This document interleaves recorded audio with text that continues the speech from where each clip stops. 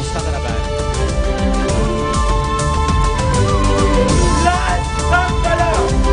عم بصير 7 اياد بشكل اخر.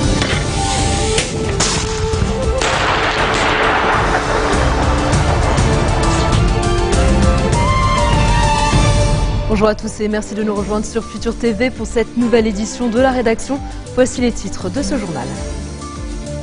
Liban, l'élection présidentielle au cœur du discours de Michel Sleiman devant le corps diplomatique réuni au palais de Bravda. Le chef de l'État estime que faire usage du défaut de quorum pour bloquer le scrutin est antidémocratique. Le choix d'un candidat à la présidence de la République est un droit que seuls les Libanais détiennent. Une déclaration signée David Hale, l'ambassadeur américain, estime que le rôle de Washington se limite à sauvegarder ce processus. Le chef d'Al-Qaïda ordonne à la branche syrienne du réseau extrémiste, le Front al-Nosra, de cesser les affrontements avec les autres groupes djihadistes en Syrie. Une guerre fratricide qui a fait des milliers de morts depuis janvier. Et à suivre également dans ce journal, en Ukraine, l'armée passe à l'offensive à Slaviansk, bastion des séparatistes pro-russes de l'Est, où 2 pilotes d'hélicoptères abattus par les rebelles ont été tués. Pour Moscou, cette offensive sonne le glas de l'accord de Genève.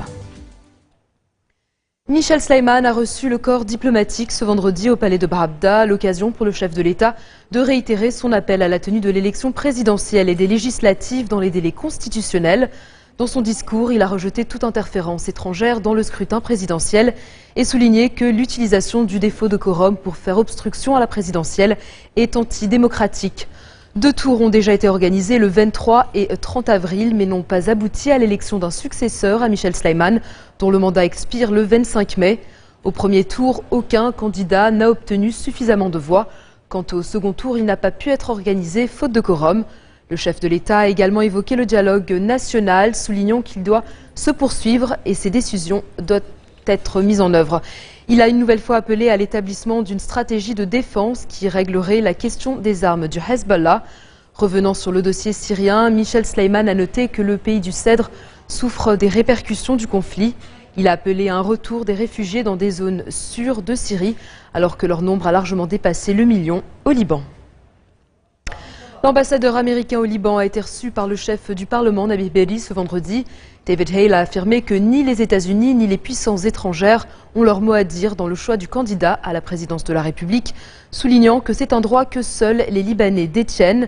Le diplomate estime que les élections présidentielles et législatives constituent une affaire libanaise interne et que c'est donc aux Libanais de choisir leurs dirigeants. Il a expliqué que le rôle de Washington se limite à sauvegarder ce processus pour que le président soit élu par les Libanais selon la Constitution et dans les délais. David Hale a par ailleurs appelé le gouvernement à œuvrer pour faire face aux défis économiques, sécuritaires et sociaux. Le Premier ministre Tamam Salam et le ministre du Tourisme Michel Pharaon vont bientôt entamer une tournée régionale pour promouvoir le secteur touristique libanais et encourager les touristes arabes à revenir au Liban. Une augmentation du nombre de visiteurs égyptiens, turcs et koweïtiens a déjà été notée durant les vacances de Pâques au Liban. Le secteur du tourisme est en crise depuis le renversement du gouvernement de Saad Hariri début 2011. Le nombre de touristes a chuté de 2,3 millions en 2010 à 1,3 million en 2013. Sur le plan sécuritaire, une unité d'intervention de l'armée libanaise soutenue par les services de renseignement a effectué un raid dans la Bekaa, dans l'est du pays. Selon l'Agence nationale de l'information, l'armée s'est déployée dans le quartier de Chmaïs à Britel, où elle a arrêté plusieurs individus recherchés par la justice dans le cadre du plan sécuritaire mis en œuvre ces dernières semaines.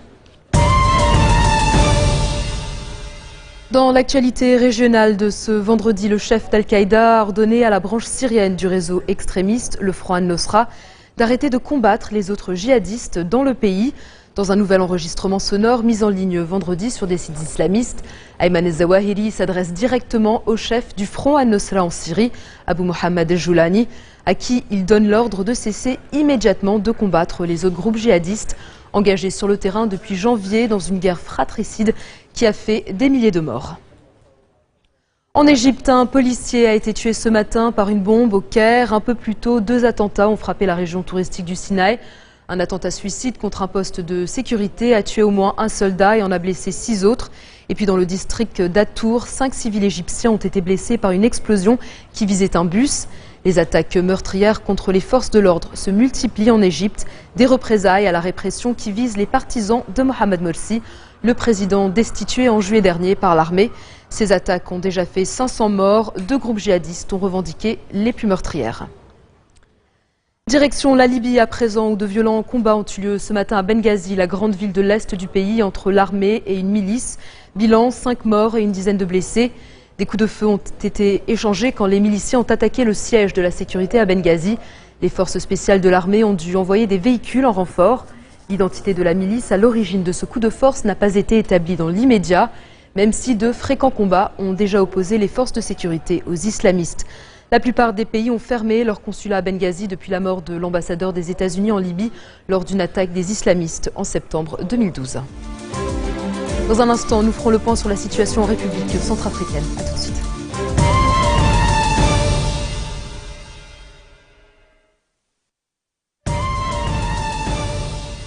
Retour sur le plateau de l'info de Futur TV. L'armée ukrainienne a lancé une vaste opération militaire ce matin pour reconquérir Slaviansk, bastion séparatiste pro-russe. 2 de ces hélicoptères ont été abattus par des lance-roquettes et au moins 2 pilotes ont péri. Un autre pilote ukrainien blessé a été capturé par les rebelles. Slaviansk échappe depuis environ 2 semaines au contrôle de Kiev. C'est là aussi que sont retenus des observateurs de l'OSCE. Le ministre ukrainien de l'Intérieur fait état de 10 checkpoints détruits dans Slaviansk et exige que les terroristes libèrent les otages, déposent leurs armes et quittent les bâtiments. La Russie, quant à elle, a mis en garde à plusieurs reprises contre les conséquences catastrophiques d'une opération militaire ukrainienne. Pour Moscou, cette opération anéantit les derniers espoirs sur l'accord de Genève, censé mettre fin à l'escalade dans l'Est. En Centrafrique, les troupes de l'Union européenne assurent maintenant la sécurité dans le principal aéroport du pays. Les forces françaises leur ont passé le contrôle, ce qui doit permettre aux soldats de l'opération Sangaris de se redéployer ailleurs dans le pays. Les forces de l'UE doivent à terme prendre en charge la sécurité de Bangui. Il s'agit de la première opération d'ampleur de l'EUFOR en Centrafrique depuis que 150 soldats ont été déployés ces dernières semaines dans la capitale. L'Union africaine et la France ont envoyé près de 7000 militaires dans le pays. L'UE a quant à elle promis qu'elle enverrait 1000 soldats au total et l'ONU prévoit de déployer à terme 12 000 casques bleus. Tout de suite, l'interview de cette édition avec notre invitée Patricia Elias-Smida. Bonsoir Patricia. Bonsoir. Vous êtes candidate pour les élections consulaires des Français de l'étranger qui doivent avoir lieu le 25 mai. Alors très rapidement, si vous pouvez d'abord commencer par nous expliquer quel est le rôle de ces conseillers consulaires. Le conseiller consulaire est un élu de proximité qui fait le lien entre les résidents, les Français et tous les porteurs de la nationalité française au Liban et en Syrie et le consulat. Pour tout ce qui est problème, pour la scolarité, les bourses, les retraites, tout ce qui est problème, tout ce qui est lien entre les Français et leur consulat. Et aussi pour tout ce qui est plan de sécurité concernant les Français résidant au Liban et en Syrie.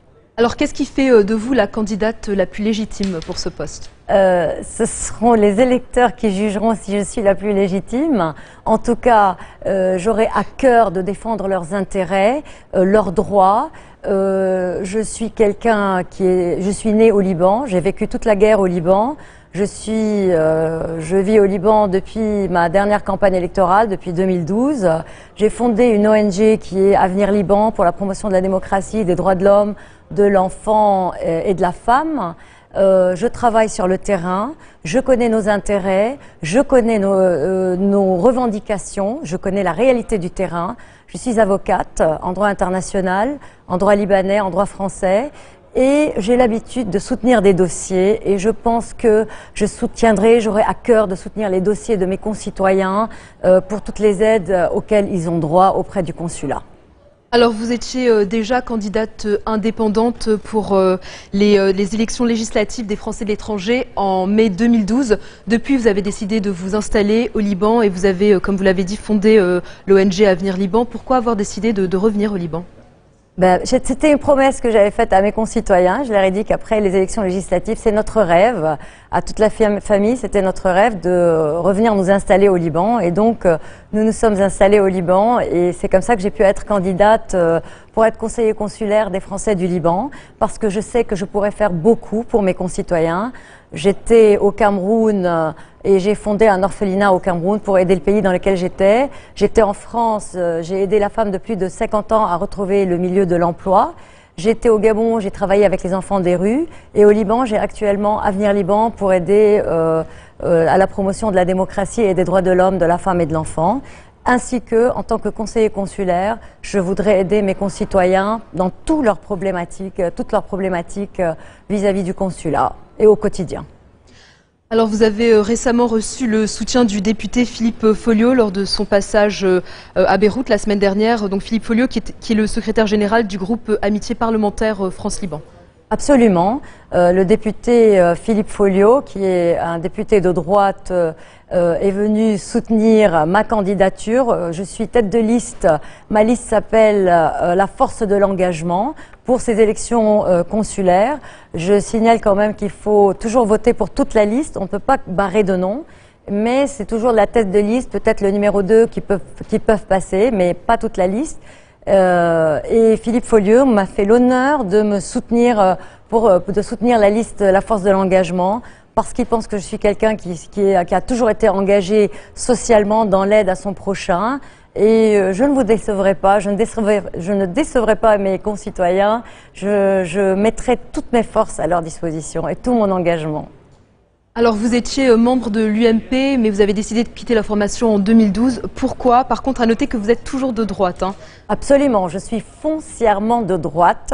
Les valeurs du gaullisme ont toujours guidé mon action. C'est quoi le gaullisme? C'est une certaine idée de la grandeur de la France, un lien, de mettre un pont entre l'Orient et l'Occident. Et ça, c'était un but extraordinaire que je voudrais maintenir. J'ai quitté l'UMP en 2012 parce qu'une partie des députés UMP avaient signé un projet de loi scandaleux concernant les binationaux.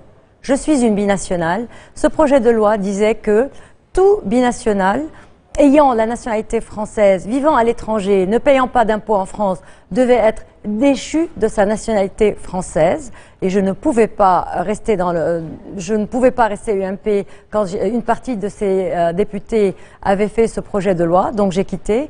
Et la deuxième raison, c'était parce que Nicolas Sarkozy, à l'époque, avait franchement dit qu'il voulait mettre un impôt sur les Français de l'étranger. Je suis une Française de l'étranger et je ne vois pas pourquoi il y aurait rupture d'égalité entre les Français de France et les Français de l'étranger. Les Français de France payent des impôts, ils ont des droits en contrepartie qui sont avoir la scolarité gratuite, l'hospitalisation, la sécurité sociale, le chômage, la retraite. Nous, en tant que Français vivant à l'étranger, nous n'avons aucun droit. Nous payons la scolarité, nous payons, si nous avons les moyens, la CFE qui est à la Caisse des Français de l'étranger. Nous n'avons pas de retraite, nous n'avons pas de chômage. Et donc, je ne voyais pas pourquoi nous devions avoir les obligations sans avoir les mêmes droits que les Français de France. Pour ces raisons-là, j'avais quitté l'UMP et je continue à défendre les droits de mes concitoyens qui ont la nationalité française et qui vivent au Liban, en Syrie et à l'étranger, de ne pas être traités d'une autre façon que les Français de France. Mais je reste toujours à droite. Ma voix ira toujours à droite. Alors on est à un peu plus de 3 semaines du scrutin, du 25 mai. Comment se passe votre campagne électorale? La campagne électorale se passe très bien. Je vais à la rencontre de nos concitoyens. Je leur envoie mes mails pour leur expliquer mon programme, ma campagne. J'ai plusieurs réunions électorales. Le 8 mai, à l'hôtel Gabriel, de 7h à 9h, tous les porteurs de nationalité française qui vivent au Liban et en Syrie sont cordialement invités à ma rencontre. Je leur exposerai mon programme et ils me poseront leurs questions, me poseront leurs problématiques. J'aurai une autre réunion le 13 à Byblos, à l'hôtel de mon père, et une réunion le 14 à Jounier, à la TCL, toujours de 19h à 21h. Et tous mes concitoyens franco-libanais, franco-syriens sont les bienvenus à cette rencontre. Alors peut-être rapidement un dernier message à l'encontre de vos électeurs.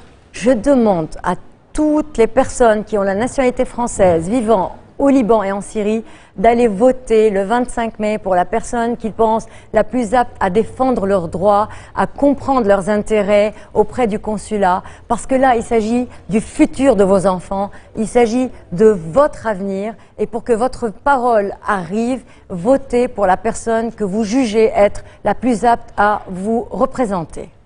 Ce sera le mot de la fin. Merci beaucoup Patricia Elias Smida. Je rappelle donc que vous êtes candidate pour les conseillers les conseillers consulaires des Français de l'étranger. N'oubliez pas de voter le 25 mai si vous êtes concerné.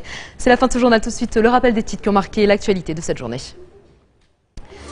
Liban, l'élection présidentielle au cœur du discours de Michel Sleiman devant le corps diplomatique réuni au palais de Bravda.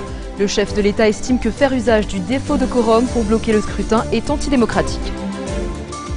Le choix d'un candidat à la présidence de la République est un droit que seuls les Libanais détiennent. Une déclaration signée David Hale. L'ambassadeur américain estime que le rôle de Washington se limite à sauvegarder ce processus. Le chef d'Al-Qaïda ordonne à la branche syrienne du réseau extrémiste le Front al-Nosra de cesser les affrontements avec les autres groupes djihadistes en Syrie. Une guerre fratricide qui a fait des milliers de morts depuis janvier. Et puis en Ukraine, l'armée passe à l'offensive à Slaviansk, bastion des séparatistes pro-russes de l'Est, où 2 pilotes d'hélicoptères abattus par les rebelles ont été tués. Pour Moscou, cette offensive sonne le glas de l'accord de Genève. Merci de votre attention. Retrouvez-nous tous les jours à 16h40 heure de Beyrouth. Vous pouvez également nous suivre en ligne sur notre site web ou en téléchargeant notre application mobile. Excellente soirée à toutes et à tous et bon week-end.